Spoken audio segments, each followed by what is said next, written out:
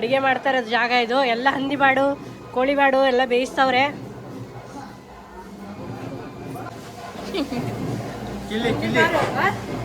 Chilli ಎಲ್ಲ ಇದು ಹಂದಿ ಬಾರ್ದು ಚಿಲ್ಲಿನಾ? ಹಂದಿ ಚಿಲ್ಲಿ ಅಂತೆ. ಚಿಕನ್ ಚಿಲ್ಲಿ ಕೇಳಿದೀರಾ, ಆದ್ರೆ ಹಂದಿ ಚಿಲ್ಲಿ ನೀವು ಇಲ್ಲೇ ನೋಡ್ತಾ ಇರೋದು. ಹಾಯ್ ನಮಸ್ಕಾರ ಎಲ್ರಿಗೂ, welcome back to my YouTube channel. So ಇವತ್ತು ಶಾಸ್ತ್ರ ಇದೆ ತಮ್ಮಂದು, ಸೊ ಹಾಗಾಗಿ ಹೊರಟಿದ್ದೀವಿ. ಇದು ಬಂದು 15 ವರ್ಷದ ಹಳೆ ಸ್ಯಾರಿ, ನಮ್ಮ ಅಣ್ಣನ ಮದುವೆದು ಎಂಗೇಜ್ಮೆಂಟಿಗೆ ತೊಗೊಂಡಿದ್ದು. ಇವತ್ತು ತಮ್ಮನ ಶಾಸ್ತ್ರಕ್ಕೆ ಹಾಕ್ಕೊಂಡಿದ್ದೀನಿ. ಇದು ಬ್ಲೌಸ್ ಹಾಳಾಗಿತ್ತು ಅಂತ ಹೇಳ್ಬಿಟ್ಟು ವೆಲ್ವೆಟ್ ಪಿಂಕ್ ಬ್ಲೌಸ್ನ ಮಾಡಿ ಹೊಲಿಸ್ಕೊಂಡಿದ್ದೀನಿ. ಇದು ಈ ಸಾರಿಗೆ ತುಂಬ ಸೂಟ್ ಆಗುತ್ತೆ ಅಂತ ಹೇಳಿ. ಈಗ ನಾವು ಆಲ್ರೆಡಿ ಹೋಗ್ತಾ ಇದ್ದೀವಿ ಊರ ಹತ್ತತ್ರ. ಸಂಜೆ ಆಗೋಗಿದೆ, ಎಲ್ಲ ಶಾಸ್ತ್ರ ಎಲ್ಲ ಮುಗ್ದೋಗಿರುತ್ತೆ.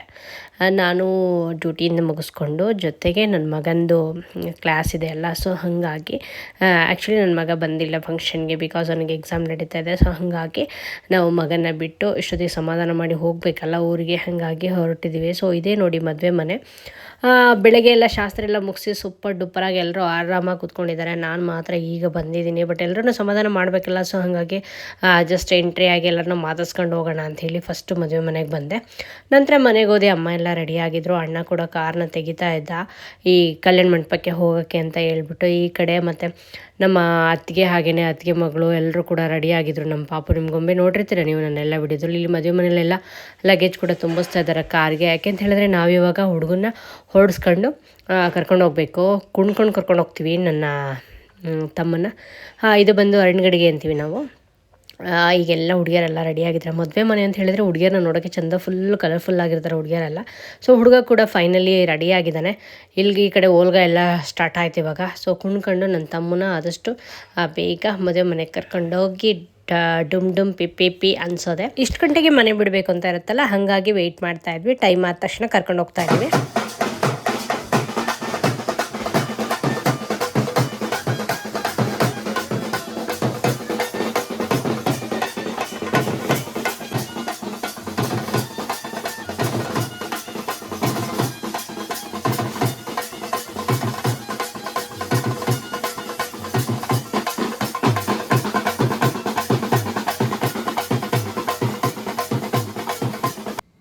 ಫೈನಲಿ ನಾವು ಹುಡುಗನ ಕರ್ಕೊಂಡು ಕಲ್ಯಾಣ ಮಂಟಪಕ್ಕೆ ಹೊರಡ ಅಂಥ ಟೈಮು.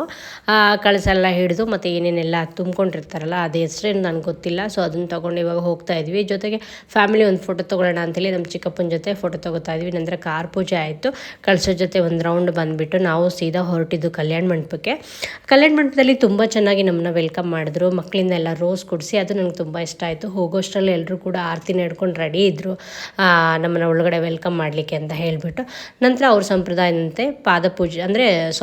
ಪಾದನ ತೊಳೆದ್ಬಿಟ್ಟು ನಂತರ ಆರತಿನ ಮಾಡಿ ನಮ್ಮನ್ನ ಒಳಗಡೆ ಕರ್ಕೊಳ್ಳೋದು. ನನಗೆಲ್ಲ ತುಂಬ ಖುಷಿ ಕೊಟ್ಟಿದ್ದು ಅಂತ ಹೇಳಿದ್ರೆ, ನಮ್ಮನ್ನ ಕಲ್ಯಾಣ ಮಂಟಪದ ಒಳಗಡೆ ಹೋಗ್ದಂಗೆ ತಡೆದ್ರು. ಆರತಿ ತಟ್ಟೆಗೆ ದುಡ್ಡು ಹಾಕಬೇಕು ಅಂತ ಹೇಳಿಬಿಟ್ಟು. ನನ್ನ ತಮ್ಮ ಎಷ್ಟು ಸ್ವಲ್ಪ ಹಾಕಿದ್ದ ಅನ್ಸುತ್ತೆ, 100-200, ಬಟ್ ಅದಕ್ಕೆ ಒಪ್ಪಲಿಲ್ಲ. 500 ರೂಪೀಸ್ ಕೊಟ್ಟ ಮೇಲೆ ನಮ್ಮನ್ನು ಒಳಗಡೆ ಅಲೋ ಮಾಡಿದ್ದು. ಅದೊಂಥರ ಫನ್ನಿ ಆಗಿತ್ತು ಆ ಮೂಮೆಂಟ್, ನಿಜವಾಗ್ಲೂ ನೋಡಬೇಕು ಅಂತ ಹೇಳಿದ್ರೆ. ನಂತರ ಎಂಟ್ರಿ ಆಗಿದ್ದು ನಾವು ಹುಡುಗಿಯ ಕೋಣೆಗೆ. ಅಲ್ಲಿ ಹುಡುಗಿ ಆಲ್ರೆಡಿ ರೆಡಿ ಆಗ್ತಾಯಿದ್ರು. ಆ ಪಕ್ಕದಲ್ಲೇ ಕಲರ್ಫುಲ್ ಅಕ್ಕಿಗಳನ್ನೆಲ್ಲ ಇಟ್ಟಿದ್ರು. ಮೇ ಬಿ ಅದು ಆಸೆ ಶಾಸ್ತ್ರಕ್ಕೆ ಬೇಕಾದಂಥ ರಂಗೋಲಿ ಬಿಡಲಿಕ್ಕೆ ಅನಿಸುತ್ತೆ. ಇಲ್ಲಿ ಬಂದವರಿಗೆಲ್ಲ ಅರಿಶಿನ ಕುಂಕುಮ, ಹೂವು, ಹಾಗೆ ಬಳೆ ಇಟ್ಟಿದ್ದಾರೆ. ಇವರು ಬಂದು ನಮ್ಮ ಆಂಟಿ, ಅಂದರೆ ನಮ್ಮ ಚಿಕ್ಕಮ್ಮ, ಹುಡುಗನ ತಾಯಿ. ಇವರ ಮಗಂದೇ ಮದುವೆ ಆಗ್ತಿರೋದು ಇವತ್ತು. ಇಲ್ಲಿ ಬಂದು ನೋಡಿ ಈ ಥರ ರಂಗೋಲಿ ಹಾಕಿದ್ದಾರೆ. ಇವರು ನಮ್ಮ ದೊಡ್ಡಮ್ಮ, ನಮ್ಮ ಒಂದು ಕುಟುಂಬಕ್ಕೆ ಈಗ ಇವರೇ ಹಿರಿಜೀವಗಳು. ಇಲ್ಲಿ ಹುಡುಗಿ ಸ್ಟೇಜಿಗೆ ಬಂದಾಯಿತು, ಫೋಟೋಶೂಟ್ ಮಾಡ್ತಾ ಇದ್ದಾರೆ. ನಾನು ಒಂದು ರೌಂಡ್ ಯಾರು ಬಂದಿದ್ದಾರೆ ನೋಡ್ಕೊಂಡು ಮಾತಾಡ್ಸ್ಕೊಂಬರೋಣ ಅಂತ ಕ್ಯಾಮ್ರಾ ತೊಗೊಂಡು ಹೋಗ್ತಾ ಇದ್ದೀನಿ. ಅಷ್ಟರಲ್ಲಿ ಇಲ್ಲಿ ಮೇಲ್ಗಡೆ ಹುಡುಗಿ ಕಡೆಗೆ ಶಾಸ್ತ್ರ ಎಲ್ಲ ಮಾಡ್ತಾಯಿದ್ರು. ನಂತರ ನಾನು ಹೋಗಿದ್ದು ಅಡುಗೆ ಮನೆಗೆ. ನೋಡಿದ ತಕ್ಷಣ ನನಗೆ ನಾನ್ ವೆಜ್ ಅಂತ ಹೇಳಿದ್ದು ನೆನಪಿತ್ತು. ಅದರಲ್ಲಿ ಹೋದಾಗ ವೆಜ್ಜದು ಎಲ್ಲ ಐಟಮ್ಸ್ ಕಾಣಿಸ್ತಿತ್ತು.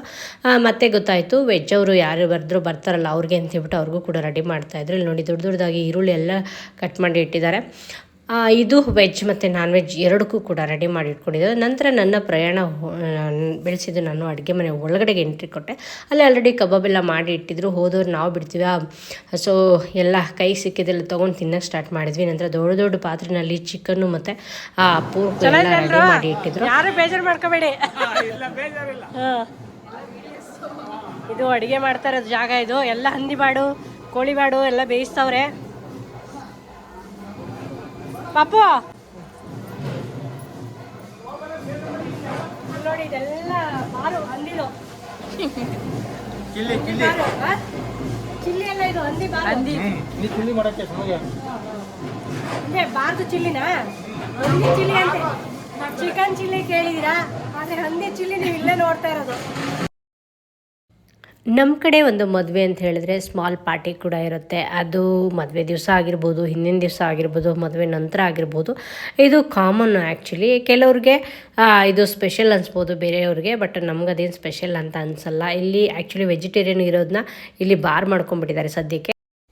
ಒಂದು ರೌಂಡ್ ನಾವೆಲ್ಲ ಅಡುಗೆ ಮನೆಯೆಲ್ಲ ಸುತ್ತಾಡಿಕೊಂಡು ಈಗ ಎಂಟ್ರಿ ಕೊಟ್ಟರೆ ನಾನು ಮೊದಲು ಬಂದಾಗಿದ್ದಷ್ಟು ಜನ ತುಂಬ ಕಡಿಮೆ ಇದ್ದರು. ಬಟ್ ಇವಾಗ ಆಲ್ಮೋಸ್ಟ್ ಆಲ್ ಜನ ತುಂಬ ಸೇರಿದರು. ಮೇಲ್ಗಡೆ ಹುಡುಗ ಹುಡುಗಿಗೆ ರಿಂಗ್ ಎಕ್ಸ್ಚೇಂಜ್ ಮಾಡಿಸೋಣ ಅಂಥೇಳಿ ರೆಡಿ ಮಾಡಿದ್ದಾರೆ. ಆ್ಯಕ್ಚುಲಿ ದೊಡ್ಡದಾಗಿ ಆರತಕ್ಷತೆ ಆ ಥರದ್ದು ಏನೂ ಇಲ್ಲ, ಜಸ್ಟ್ ರಿಂಗ್ ಎಕ್ಸ್ಚೇಂಜ್ ಅಂತ ಹೇಳ್ಬಿಟ್ಟು ಮಾಡಿದ್ದಾರೆ. ಸೊ ಹಾಗಾಗಿ ಈಗೆಲ್ಲ ಸ್ಟೇಜ್ ಮೇಲೆ ಹೋಗೋಣ ಬನ್ನಿ, ಏನೇನು ಮಾಡ್ತಾರೆ ನೋಡೋಣ.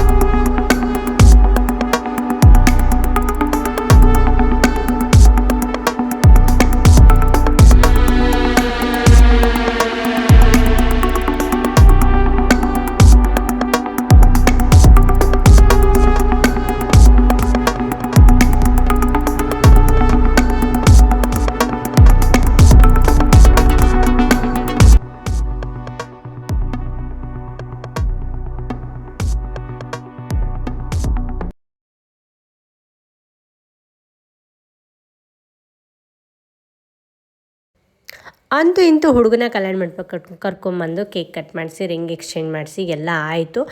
ಸದ್ಯಕ್ಕೆ ನಾನು ಇವತ್ತಿನ ವ್ಲಾಗ್ನ ಮುಗಿಸ್ತಾ ಇದ್ದೀನಿ. ನೆಕ್ಸ್ಟ್ ವ್ಲಾಗ್ನಲ್ಲಿ ನಾನು ವಿಡಿಯೋನ ಕಂಟಿನ್ಯೂ ಮಾಡ್ತೀನಿ ಅಂತ ಹೇಳ್ತಾ, ಯಾರೆಲ್ಲ ಫಸ್ಟ್ ಟೈಮ್ ನನ್ನ ಚಾನಲ್ನ ನೋಡ್ತಾ ಇದ್ದೀರಾ ದಯವಿಟ್ಟು ಸಬ್ಸ್ಕ್ರೈಬ್ ಮಾಡಿ, ಹಾಗೆ ಲೈಕು ಶೇರು ಕಮೆಂಟ್ ಮಾಡಿ ಅಂತ ಹೇಳ್ತಾ ಇವತ್ತಿನ ವ್ಲಾಗ್ನ ಮುಗಿಸ್ತಾ ಇದ್ದೀನಿ. Thank you so much for watching. Love you all. Bye.